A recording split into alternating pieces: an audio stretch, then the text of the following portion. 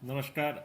मैं BSc part in में physical chemistry में थर्मोडायनेमिक्स टॉपिक ले रहा हूँ, जो यूनिट फर्स्ट में है। ये थर्मोडायनेमिक फर्स्ट के नाम से ही है।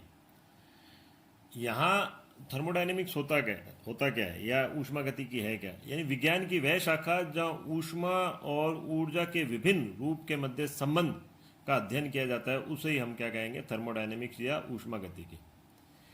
अब हम कहते हैं, मान लो एक रिएक्शन है, ए प्लस बी से सी प्लस डी बन रहा है। अब ये जो रिएक्शन है, दो तरह की संभावना इसमें होती है, या तो ये रिएक्शन होगी अथवा नहीं होगी। अगर ये हो रही है या नहीं हो रही, इसका अध्ययन तो किया जाता है थर्मोडायनेमिक के आधार पर। यानी हम वहाँ देखते हैं कि वो रिएक्शन स्पॉन्टेनियस है अथवा नहीं है, एक पर्टिकुलर डायरेक्शन में चल रही है अथवा नहीं है। उसके लिए गिब्स फ्री एनर्जी का मान नेगेटिव होता है, तो एक पर्टिकुलर डायरेक्शन में चलती है, जिसकी हम आगे डिटेल लेंगे। दूसरी बात, अगर वो रिएक्शन हो रही है तो वो किस स्पीड से हो रही है, उसका वेग क्या है, इसका अध्ययन हम करते हैं केमिकल काइनेटिक्स या रासायनिक बल गतिकी के अंदर। अब हम इन थर्मोडायनेमिक्स को लेने में सबसे पहले हम इसमें जो टॉपिक लेते हैं, ये है इनकी डेफिनेशन। डिफरेंट जो टर्म्स हैं उनकी डेफिनेशन। तो सबसे पहले हम लेते हैं तंत्र या सिस्टम। अब जैसे हमने मान लो लिया, एक बीकर लिया, इस बीकर में हमने ये मान लो हम पानी ले रहे हैं, और इसका हमने मान लो पी वी और टी तीनों करेक्टरिस्टिक्स लिख दिए। पी वी टी मतलब जैसे हमने कहा भाई, एक एटमॉस्फेरिक हमने मान लो हमने उसका प्रेशर पर लिया, वॉल्यूम हमने मान लो कह दिया 1 लीटर ले लिया, टेम्परेचर हमने कह दिया मान लो 25 डिग्री सेल्सियस ले लिया, तो ये करेक्टरिस्टिक्स हो गए।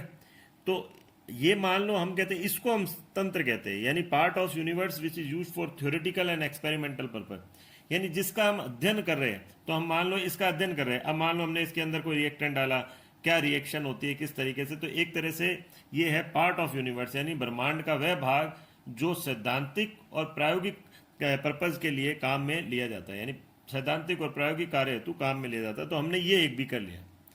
अब आता है दूसरा, इसी के साथ टर्म आता है पारिपार्श्विक या सराउंडिंग। तो हम कहते हैं कि ये तो हमने इसको क्या कहा है, ब्रह्मांड का वह भाग। तो हम कहते हैं इसके चारों ओर का एनवायरमेंट, यानी ये चारों ओर का environment.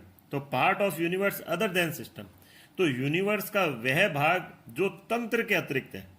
Part of universe other than system, यानी तंत्र के अलावा जो भाग है, उसको हम क्या कहेंगे, परिपार्श्विक। यानी ये तो हमारे पास क्या हो गया, तंत्र। तो दूसरा हमारे पास क्या हो गया, सराउंडिंग, यानी सराउंडिंग का क्या हो गया, पारिपार्श्विक। अब आता है कि अगर इन दोनों को मैं मिला देता हूं, यानी किसको मिला देता हूं, तंत्र प्लस, यानी सिस्टम और सराउंडिंग, तंत्र प्लस किसको हमने मिला दिया, पारिपार्श्विक को। तो सिस्टम और सराउंडिंग दोनों को मिला दिया, तो हमने कह दिया ब्रह्मांड। तो यानी ब्रह्मांड का वह भाग जो सैद्धांतिक और प्रायोगिक कार्य हेतु काम में लिया जाता है, उसको हमने कह दिया तंत्र। उसके चारों ओर का एनवायरमेंट जो तंत्र के अलावा होता है, उसे हमने कह दिया सराउंडिंग, और इन दोनों को कंबाइंड रूप से हमने कह दिया यूनिवर्स। अब बाउंड्री क्या है, बाउंड्री यानी ये जो इसका ये जो पार्ट है, जो एक तरह से हम कह सकते हैं, ये बीकर हमने लिया, तो मान लो हमने कहा बीकर की दीवारें जो है, जो किसको अलग करती है, जो तंत्र को सराउंडिंग से अलग करती है। यानी system is separated by surrounding with the help of boundary, यानी परिसीमा वह सीमा हो गई जो क्या कर रही है, सिस्टम को सराउंडिंग से पृथक कर रही है। तो ये हमने पहले ली फर्स्ट तरह की डेफिनेशन।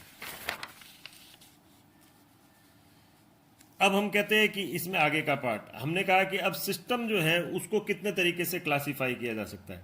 तो हम कहते हैं सिस्टम को हम दो तरीके से क्लासिफाई कर सकते हैं। एक तो होता है on the basis of flow of heat energy, और दूसरा होता है on the basis of composition, यानी कि ऊष्मा के प्रवाह के आधार पर, और दूसरा हम कहते हैं on the basis of composition, यानी संगठन के आधार पर।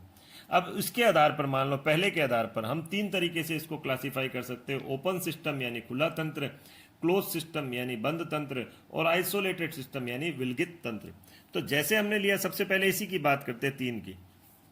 अब मान लो हमने लिया ये पानी एक बीकर के अंदर, इसको हमने गर्म करा, तो ये खुला हो गया ना तंत्र, ये ओपन है, आपने इसको किसी से ढका नहीं है। मान लो आपने इसको गर्म करा, तो अब क्या हुआ, ये एनवायरनमेंट के साथ हीट का भी एक्सचेंज कर रहा है और मास का भी एक्सचेंज कर रहा है। यानी एनवायरनमेंट के साथ किसका एक्सचेंज कर रहा है, ऊष्मा का भी, क्योंकि ऊष्मा बाहर जाएगी है, और साथ ही ये किसका एक्सचेंज कर रहा है, मास भी। कुछ देर बाद ये पानी जो है वो कम हो जाएगा।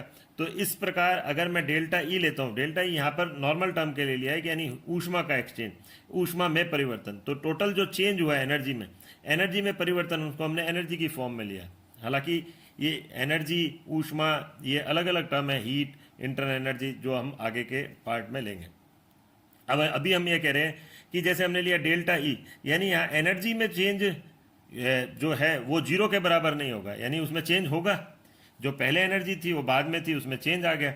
इसी प्रकार डेल्टा एम, मास में भी चेंज जो होगा वो जीरो के बराबर नहीं होगा, यानी मास में भी परिवर्तन हो रहा है, परिवर्तन हो रहा है। यानी m1 एक तरह से अगर मान लो जीरो होता तो इसका मतलब यही होता है m1 बराबर m2, यानी जो पहले मास था और वही बाद में मास होगा। तो यहाँ ये स्थिति नहीं है, यानी m1 बराबर m2 नहीं है। तो इसका मतलब क्या हुआ कि द्रव्यमान में भी परिवर्तन हो रहा है और एनर्जी में भी परिवर्तन हो रहा है, या ऊष्मा में, क्योंकि यहाँ ऊष्मा के लिए बात करें।